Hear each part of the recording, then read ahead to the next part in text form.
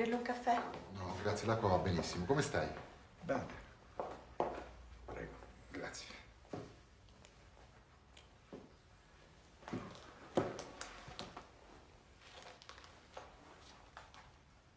Allora.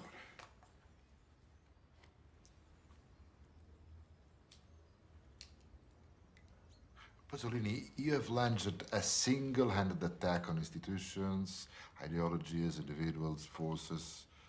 But to simplify the discussion, let's call this the situation, the general state of affairs you're fighting against. But let's say that your imagination harbors some magical powers. You could wave your hand and all of it would disappear. Everything that you hate. What about here? You wouldn't be left alone without any means. Yes, I see. These magic powers, not only do I use them, but I believe in them. Not because I consider myself some kind of sorcerer, but just because I know that pounding away on the same nail can bring down a house. The few people that have changed history are not the sycophants or the cardinal's retinue. They're the people who said no. Refusal has always been a crucial gesture, but to be effective, it has to be great, absolute, absurd. Common sense never stopped the situation.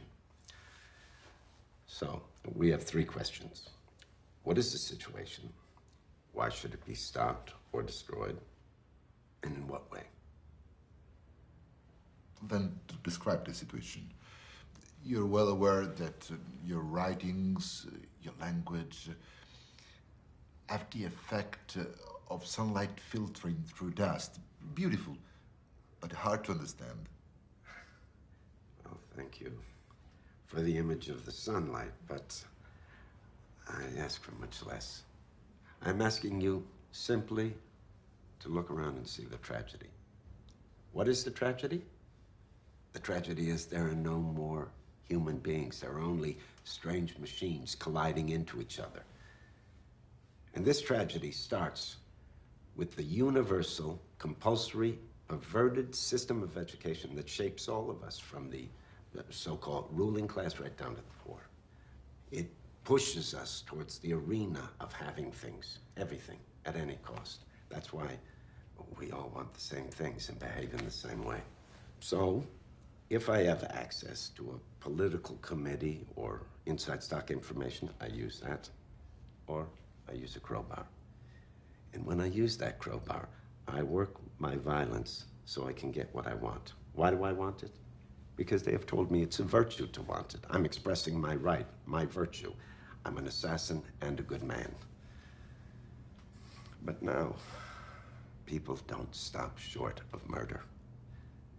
In this changing landscape, there's a death wish that binds us together like brothers, all caught up in a sinister failure of an entire social system that produces a race of gladiators that are trained to have, possess, and destroy.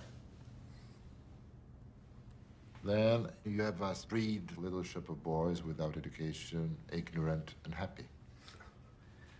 The way you put it, it sounds like nonsense. Let me be frank with you. I've been to hell, and I know things that don't disturb other people's dreams. But let me warn you, hell is rising towards you. It's true, it comes under different banners and behind different masks. We're all victims, and we're all guilty. The urge, the need to swing a crowbar, to attack, to kill, is powerful, and it's in all of us. But it will no longer remain just the private, risky experience of those who, how shall I say it, have touched the violent life. Stop kidding yourselves. You and your schools, your television, your complacent newspapers, you are the great preservers of this appalling tradition that is based on the idea of possessing and destroying.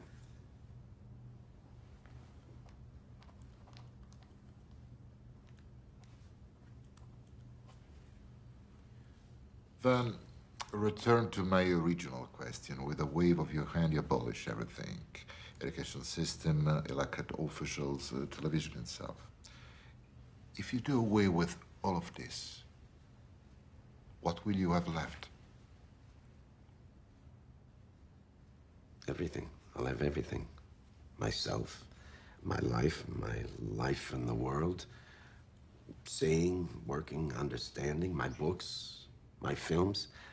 I think I would make films even if I was the last free man. Maybe I would make films because I need to.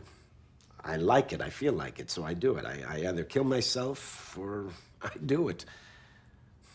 I make films, that way I express myself. If my expression is alienated, so what? At least I'm expressing myself as free as possible.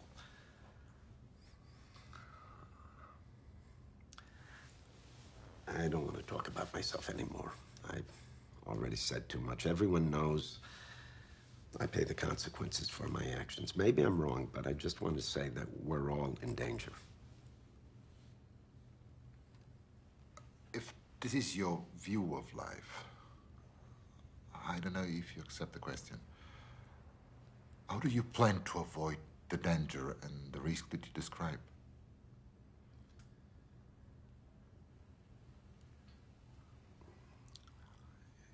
It's late. We should stop. Perhaps you could leave the questions with me. I think some of the points are flat. I'd like to think about them. I feel much more comfortable writing than talking like this. I can make some notes and get them to you tomorrow.